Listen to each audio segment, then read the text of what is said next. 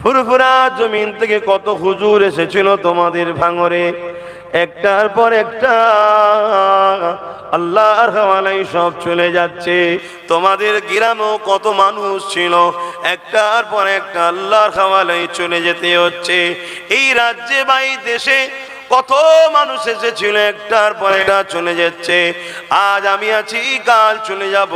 তুমি আজ আছো, একদিন চলে যাবে। আল্লাহর কাছে ফিরে গিয়ে কি জবাবটা দেবে?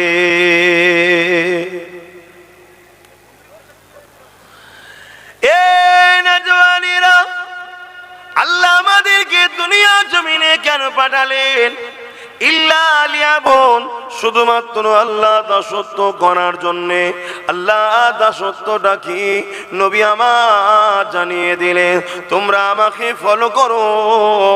কেন? আমি রাসূলুল্লাহকে আল্লাহ তোমাদের জন্য মডেল করেছে। লাকাদ কানা লাকুম ফি রাসূলিল্লাহি উসওয়াতুন হাসানা।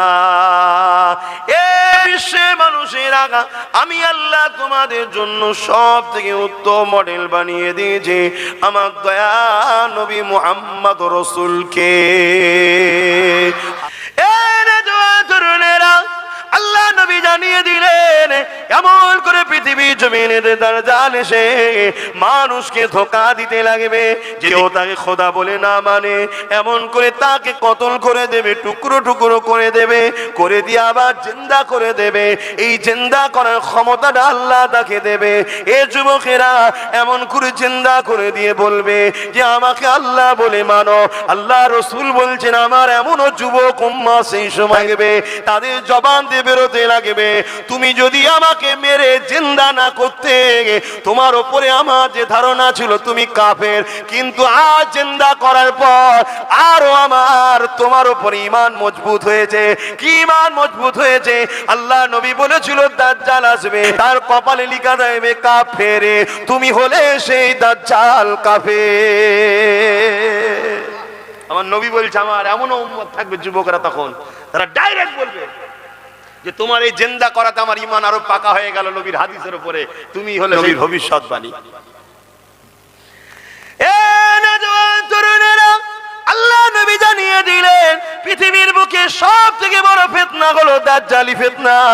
সামান্য দাজ্জালের চেলাদের ফিতনায় যদি আমরা অতিষ্ঠ হয়ে যাই, সামান্য দাজ্জালের চেলাদের ফিতনাতে যদি আমরা দিশেহারা হয়ে যাই, সামান্য দাজ্জালের চেলাদের ফিতনাতে যদি আমরা মন করে দিবা বাইদি গুদি হয়ে যায়, সামান্য দাজ্জালের চেলাদের ফিতনায় যদি নিজেদের করে আল্লাহ নবীর দিক থেকে সরিয়ে নিয়ে দূরে চলে যায়, তাহলে দাজ্জালি ফিতনাতে আমাদের ঘরের ছেলেদের কি হবে উপায়?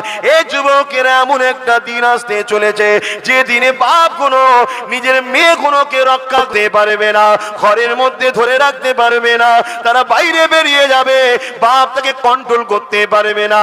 আল্লাহ নবী বললেন এমন একটা দিন আসছে, ওই দিনে তোমরা মসজিদে যেতে পারবে না।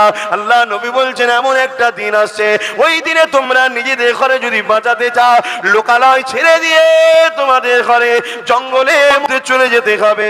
আল্লাহ নবী বলছে এমন একটা দিন আসছে, ওই দিনেতে সমাজের সমস্ত জায়গায় নেতৃত্ব মাথায় বসে যাবে সমাজের অশিক্ষিতরা, সমাজের মূর্খরা, সমাজে যারা বম্পট বদমাইশ, তারাই সব চলে যাবে।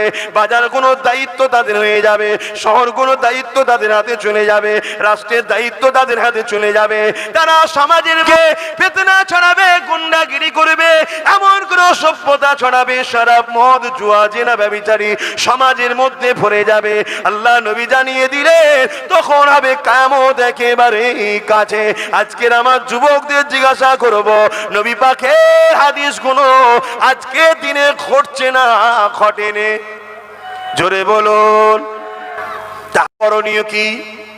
আল্লাহ নবী বলছে ওই দিনে যারা এই অন্যায় গুণের মোকাবেলা করে দাঁড়িয়ে থাকবে, ওই দাঁড়ানো অবস্থায় তারা যদি ওই লড়াইয়ে শহীদ হয়ে যায়, আমি রাসূলুল্লাহ জানিয়ে দিই আল্লাহ পাক তাদেরকে শহীদের মর্যাদা দিয়ে দেবে। আর যদি তারা কামিয়াবি হয়ে যায়, গাজী হয়ে যায়, আল্লাহ পাক তাদেরকে জান্নাত পুরস্কার দেবে। এই তরুণেরা বাবেরা, অবাক করা বিষয় হলো এটাই, এই পৃথিবীর জমিনে আজকে দিনে আমরা দেখছি নারীদের উপরে আবার নতুন করে জুলুম হতে লেগেছে, বিভিন্ন ভাবে জুলুম হতে লেগেছে, নারীগুলোকে আবার বেউজ্জুতি করা হতে লেগেছে। এই আমাদের দায়িত্ব হবে রসুলের পাকের দ্বীন ইসলাম যে আদর্শ আমাদেরকে শিক্ষা দিয়েছে, সেই শিক্ষাটা বাস্তব সমাজে প্রতিষ্ঠিত করা, পরিচালনা করা, সেই কোন সমাজের কাছে বেশি বেশি করে প্রচার করা। এ নওজোয়ান তরুণেরা, পৃথিবীর জমিনে যারাই হকের পক্ষে ছিল তাদের উপরে যুগে যুগে অত্যাচার হয়েছে। তুমি আমি তো অনেক দূরের কথা, আল্লাহ পাক কোরআনে যাদের সম্বন্ধে বলেছে রাদিয়াল্লাহু আনহু ওয়া রাদু আন, আমি আল্লাহ যাদের উপরে রাজি, যারা আমার উপরে রাজি, তারা হলো সাহাবা। ওই সাহাবা হুজুরদের উপরে কেমন অত্যাচার হয়েছে জানো? তার থেকেও বড় বিষয়, জিনাকে সৃষ্টি না করলে কুল কায়নাত আল্লাহ বানাতেন না।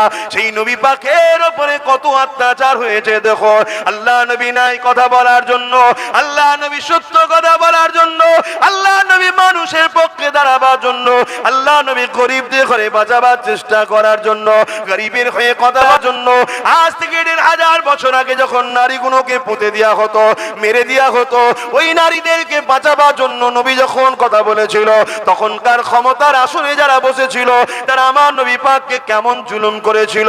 আল্লাহ নবী যখন আল্লাহ দাসত্বে সিজদায় পড়ে যেত, তারা সঙ্গে সঙ্গে পচা দুম্বার ভুঁড়িগুলোকে নিয়ে আল্লাহ নবীর পিঠের উপরে চাপিয়ে দিল। আল্লাহ নবী পচা দুর্গন্ধ ভুঁড়িকে নিয়ে মাথা তুলতে পারতেন না। নবী আমার রব্বি রব্বি রব্বি আওয়াজ তুলতে, সুবহান রাব্বিল আলা আওয়াজ তুলে সিজদায় পড়ে থাকতে। আমার নবী পাকের কলিজার টুকরি খাতুনে জান্নাত তখন ছোট ছিলে, তিনি আগিয়ে এসে আব্বা জানের পিঠ থেকে যখন ওই দুম্বার পচা ভুঁড়িগুলো নাপিয়ে দিতে, তখন আল্লাহ নবী মারা দুটাতো। এ যুবকের হকের পক্ষে থাকাইতে আমার নবীর ওপরে যদি জুলুম হতে পারে, আমার ওপরে হবে না এ আশা করাটা তো আমার পিতা হবে, তোমাদের ওপরে হবে না এ আশা করাটা তো পিতা হবে। তবে মনে রাখবে, তুমি নিজেকে তোমার আল্লাহর কাছে লুকাতে পারবে না। তুমি হকের পক্ষে যদি থাকো, যতই জুলুম আসুক না কেন, যত অত্যাচার আসুক না কেন, তুমি পাকে মজবুত করে রাখো। যদি ওই অবস্থায় তোমার মৃত্যু হয়ে যায়, কোনো চিন্তা করো না, কেননা মৃত্যু তো একদিন না একদিন হবার। তবে হকের পক্ষে যদি মৃত্যু হয়, মনে রেখে দিও আমার আল্লাহ তোমার জন্য দুনিয়ার সমস্ত গুনাহ মাফ করে দিয়ে নাজাত দিয়ে দেবে। আরো জোরে বলুন সুবহান। এ নওজোয়ানেরা, এই পৃথিবী কারো জন্য চিরস্থায়ী নয়। কে বিশাল আসমানের মালিক, কে বিশাল জমিনের মালিক, কার ইশারায় সূর্য রোজ উঠতো, আজও উঠেছে কিন্তু আলো দিতে পারছে না। দুদিন ধরে একভাবে মেঘলা হয়ে রয়েছে, এটা কার ক্ষমতা দেওতে লেগেছে? কে পানি দেয়, কে তুফান দেয়, কে ঝড় দেয়? কে মায়ের পেটে তোমাকে আমাকে সৃষ্টি করেছে?